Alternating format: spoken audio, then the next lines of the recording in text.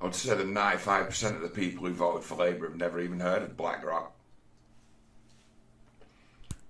So when that BlackRock is trending for 2 days on X and there's no media coverage,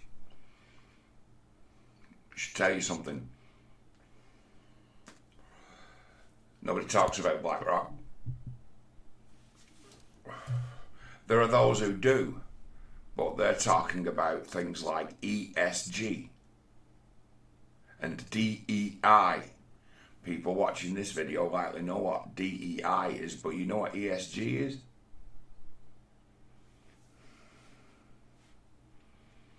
Like enforced political correctness from the top.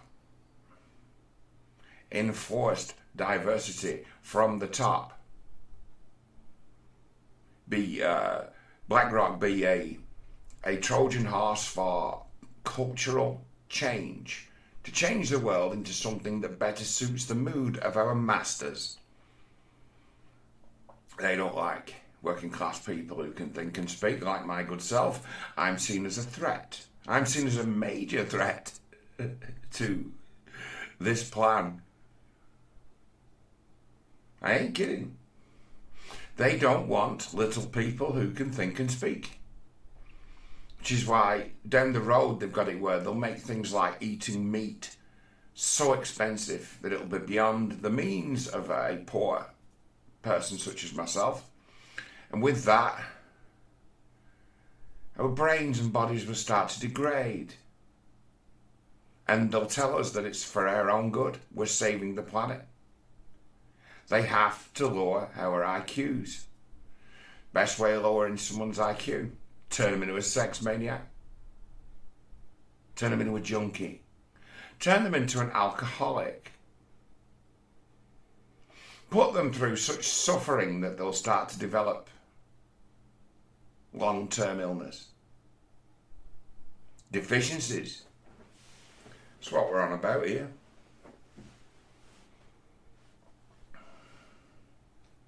They want to cut the numbers down. They want to stop us from breeding. And then those who are bred, they want it so people make uninformed decisions about having children. So it's like, oh, delivered by the fucking stork. Oh, you just came along. They're trying to turn the human stock into a bag of shit. That's what they're up to. That's the game. They're looking at it 50 years down the line. What would they like to see? Problem is with these kind of worldviews, the people who have them aren't fit to have them because of the other side of the coin of brazen narcissism is pathological avoidance. Refusing to see things that don't please the eye. Ignoring things that can't be dealt with. Pretending real threats don't exist because they need the fake threat that they control in order to generate the correct amount of fear to stop people from thinking clearly and seeing the truth. It's where we are. One of my great, if you like, fears, I don't really fear much. I know I'm in God's good book, so I don't really have to fear. I just have to keep doing my job. But one of the great fears is that you would eventually have government by narcissist. Government by narcissist. There'll be people out there who are coming to realise this, that we've got government by narcissist now. And they'll be thinking, narcissists have got weaknesses. We can exploit those weaknesses. There'll be a million people thinking that right now around the world. And I'm like, all your strategies for taking them out are wrong. Sorry, you forget the pathological avoidance. What the narcissist is when he's in trouble is someone who runs away and hides. We've got a government that run away and hide, do not answer questions. You notice how everyone answers the question with the same non-answer? Get used to it. That's all there is on offer now. Pathological avoidance. No matter what you do, they can ignore it. The urge when people analyse their enemy and decide, oh, I'm up against a psycho here, I'm up against a narcissist, is to provoke them. Why would you provoke them, John? Because you can guarantee an overreaction. Basically, you can make them crack down harder and harder and harder until everybody knows. But it's not going to work. I'll put it to you. Plans to cause disruption, to upset the government, to force them to overreact and crack down will happen anyway. You don't have to do anything. You'll get that reaction. You don't have to plan demonstrations. You don't have to plan sabotage. You don't have to plan civil unrest. You don't have to do that, because those things will happen anyway, and the overblown reaction is baked into the cake. You can't take it from their nature, so it's like, don't even try. They've allowed for that. They will just ignore it. You're talking about organisations here who've got control of the media. Our Prime Minister announced on Twitter to the entire world that the government had gone into partnership with BlackRock. And nobody in the media has batted an eyelid, because the media don't talk about BlackRock. BlackRock owns too much of the media. A lot of the media. While they own a lot of the media, you start talking about them, you find yourself out of a job. Ask Tucker Carlson, one of the few people who's ever talked about BlackRock. Turns out they own 20% of his employer. See ya, you're gone.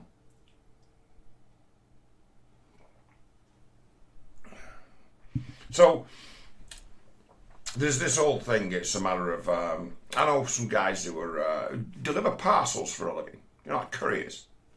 Quite a few people who've migrated to that. They used to have jobs, they bought themselves a van, and now they become a courier, and it's like doing long range Uber.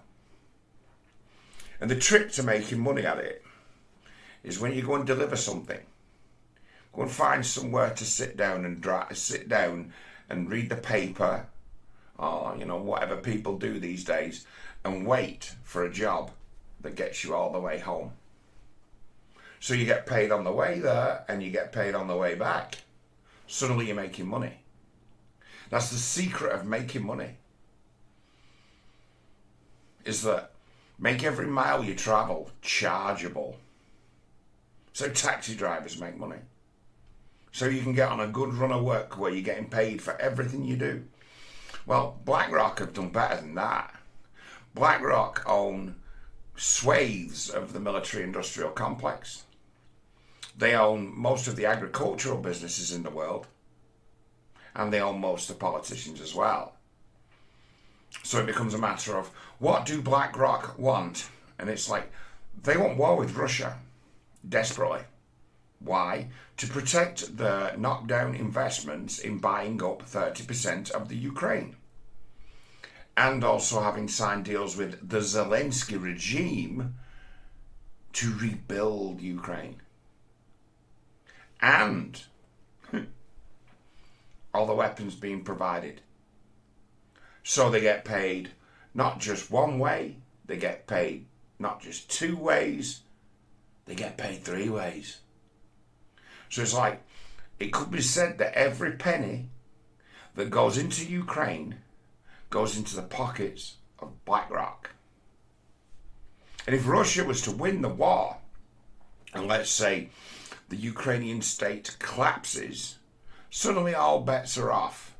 International treaties become meaningless.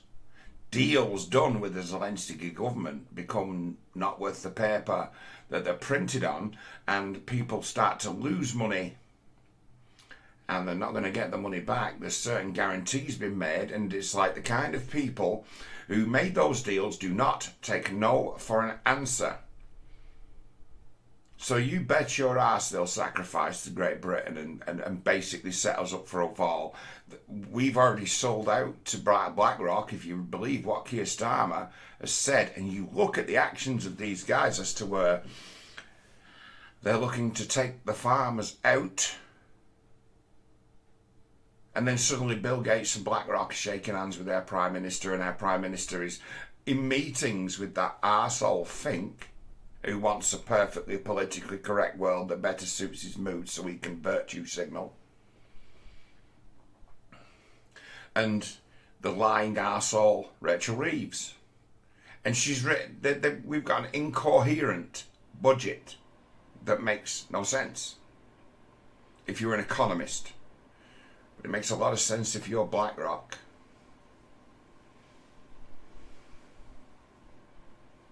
They want to seize the farmland to control the food production. They already control a lot of the land. So suddenly from there you would get it as to scarcity. They could create food crisis. Force up the price of everything. Or even decide one day they want to wipe us all out.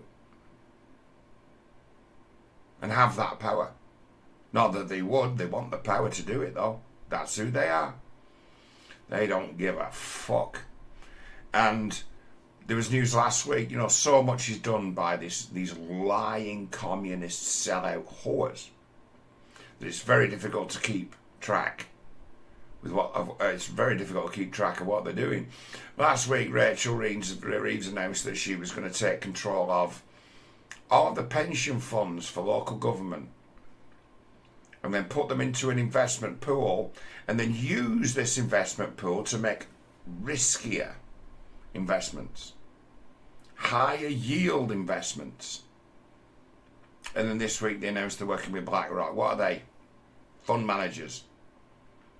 You think the government might have just handed the pension funds for everybody who works for local government to BlackRock? I think they have. They've handed over the country to a hedge fund. And brazenly done it. There's no way a Conservative government could have ever got away with that. Why? Because the people who scrutinise them. The left would be up in arms. Imagine what Keir Starmer would be saying right now if he was the leader of the opposition and Rishi Sunak had just announced that he'd gone into partnership with BlackRock. He'd have the country up in arms. But instead, he's done it. And he's now brazen about it. This was a problem with Labour getting that big majority as to where they become bold and brazen and be able to do things that the Conservatives wanted to do but wouldn't dream of doing because of the backlash from the left. Now with left cover, it's a long time since I've used that term, but it's now extremely important. With the left cover that they have, they seem to think they can get away with doing anything they want. Brazen about it, proud even. Lie after lie after lie. Questions avoided. Answers not forthcoming. We can do what we want, we've got a mandate. 19% of the population voted for Labour. And of that 19%, 95% have never even heard of BlackRock or even understand the ins and outs of how a huge hedge fund might operate. It is beyond their understanding because they're people who don't understand logistics and the like. The realities of the world that make it so when you press that button, the lights come on. They don't understand the ins and outs of that. It's like magic. We've got a lot of people in this country believe in magic. Magic. They seem to think that windmills and solar panels, technology from the fucking 1950s and 60s, can solve the energy crisis that has been created by our government.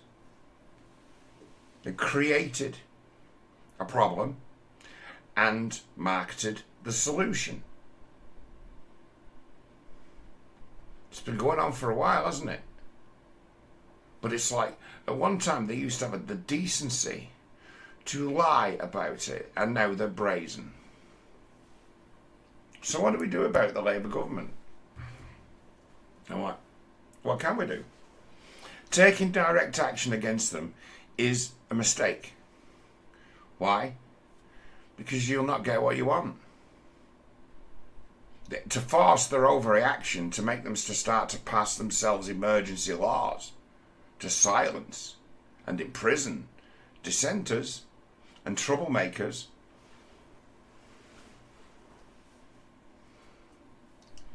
It's going to happen anyway.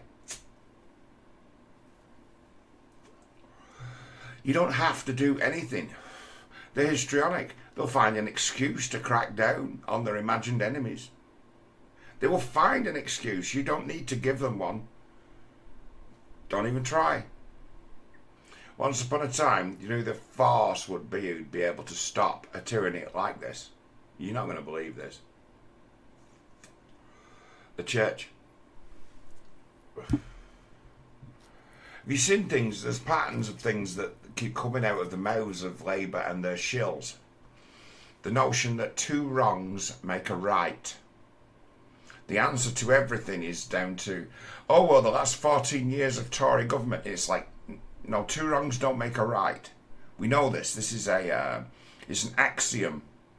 Two wrongs do not make a right. Just because I'm a criminal and you're a criminal doesn't mean that it's okay for you to be a criminal. You're a criminal too. Two wrongs is two wrongs. But suddenly, the line from our government is that two wrongs make a right. And that's all they keep repeating, and you're getting that rhetoric all the way from Starmer right down to lowly Karen, who's a local Labour councillor or something like that. Have you seen the state of the personnel they have? Go and read the bios of these little people, and they'll tell you about. I decided to become a politician to learn about politics, as if it's something that's like some kind of on-the-job thing. Not for a minute thinking that the notion of them becoming these politicians is asinine, that they are not qualified, not equipped. But they think they are. What's that a reflection of? Omnipotence, narcissism. What do they know? Hatred and envy. They want to set the world to rights when they don't understand what the world is at all. Plenty of good things you could do to help the people of this country. Make it fairer. Well, they're not going to do anything like that. Why? Because they haven't got a mind to think that way. The way they're thinking is nailed down. They're still thinking like lefties from the 1970s. The mistakes they always made was, when they ever got into power, they didn't understand that the things they want to address are things that can't be addressed by politics. The first one to really understand that was Tony Blair. That he couldn't provide anything that he promised because the world didn't work the way that he thought it did. So what did he do? He started to identify things they could change and did massive cultural damage to this country with the ASBOs, with the political correctness. Let's find little token issues that we can fix, find things that we can fix, never address the problems that we can't or don't have the mind to tackle. We would ignore them, stick to the things we can do. And we've been stuck in this loop for 30 years in this country of a busybody government looking for things it can meaningfully change.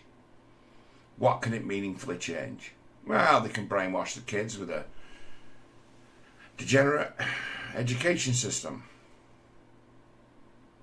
There are things that I know that people my generation and a little bit older all know, and that is people born after 1979 are nothing like as well educated as the people who were born before. And why is that? Because of the national curriculum. It's like, hey, I should have ended up with 10 O levels and 3 A levels. What did I end up with? 4 GCSEs. Why? Because in my last year of school, they eliminated examinations. So then the examination only becomes 40% of your overall score. So if you got 100% on the exam, you still wouldn't pass your GCSE. Well, once upon a time, I'd have got an A. I had the rug pulled from under me and the education system completely changed. And why was that? Because government decided they needed to restructure the way that examinations and qualifications were issued, because not enough women were getting enough high marks. Not enough girls were getting high marks in examinations, so they completely changed the education system to better suit them. And now suddenly women dominate all these, what they would call in America, white collar professions. And it's like, why? Because we cut all the guys off at the knee. Son of a bitch like me who could get my hands on the textbook and have a look at it for a couple of hours before the exam and then go in and just ace it. Not good enough anymore. So those of us born after 1979, it's like, yeah, they got the right education, but then it's a matter of, yeah, but they changed the way that they measured their competence and basically made me an unskilled worker, where once upon a time I would have been all set to do whatever I wanted to. Damn, I regret not joining the army. But saying that, I would have failed the medical. I passed the medical, but I would have failed the next medical along. First time I ever was to get an ECG or a real doctor to even take my pulse.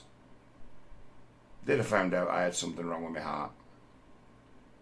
What a bummer. Talk about having been dealt a duff hand.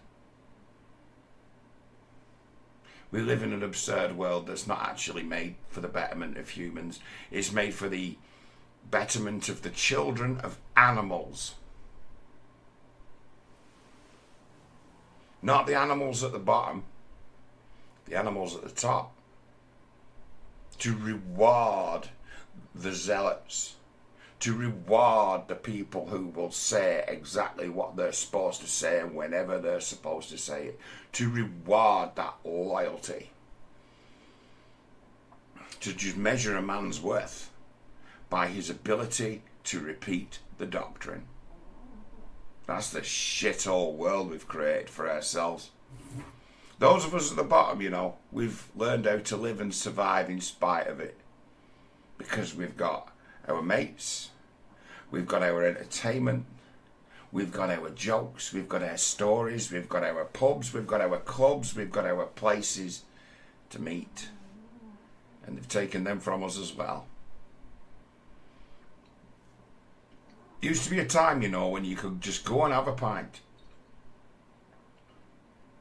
Find someone to talk to.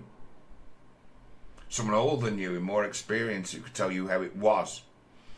And others who were smarter than you could tell you how it will be.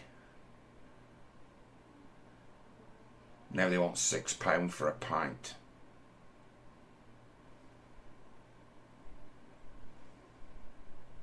And when you go in the place, the music is so childish and uninteresting and mind-numbing that they make sure they crank it up to full volume so you can't really talk to each other. Unless you go outside for a smoke. And what do they have to do next? What was the Labour government of 2 months ago saying that they were going to do? Ban smoking outside pubs. To make double sure that those chance conversations never happen. Internet's one thing, but you know, you need to be able to mix with people and exchange your ideas and thoughts while running the risk of getting murdered for what you might say. You need that. You need to be able to test your rhetoric on the world. Now, they turn us all into journalists, publishers. No longer people who have to actually win the argument. Running the risk of getting your fucking throat cut.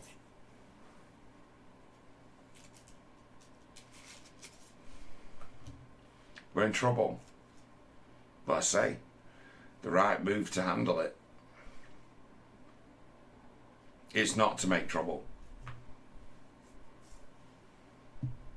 Trouble's going to find you anyway with these lot.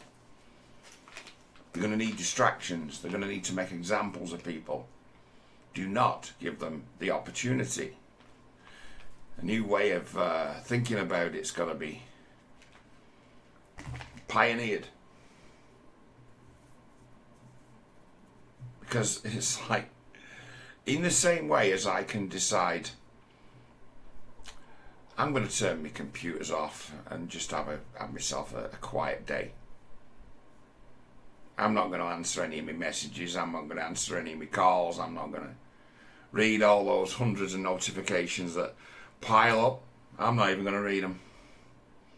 I'm going to have myself a day off. Now, I've got that choice because I'm not a politician. I am no one's boss. I'm no one's employee. So I'm allowed to do that. It's a privilege of being a private citizen, not a public official. But you'll find that public officials will do that too. They will take that privilege to be able to disconnect from the world. And they'll do that. They'll just turn off the television and carry on regardless and avoid. As I say, once upon a time, the people that would have led us against this kind of tyranny would be the church. And have you seen the state of those guys? Have you? No power, no influence, and completely on side with the globalist grand plan, because somewhere baked into the religion is a superstitious belief that the world will end due to climate change. And it's like, it's a bit irreligious, that. Those who've really studied our religions would understand something called the covenant. The deal between God and man that nothing will ever change.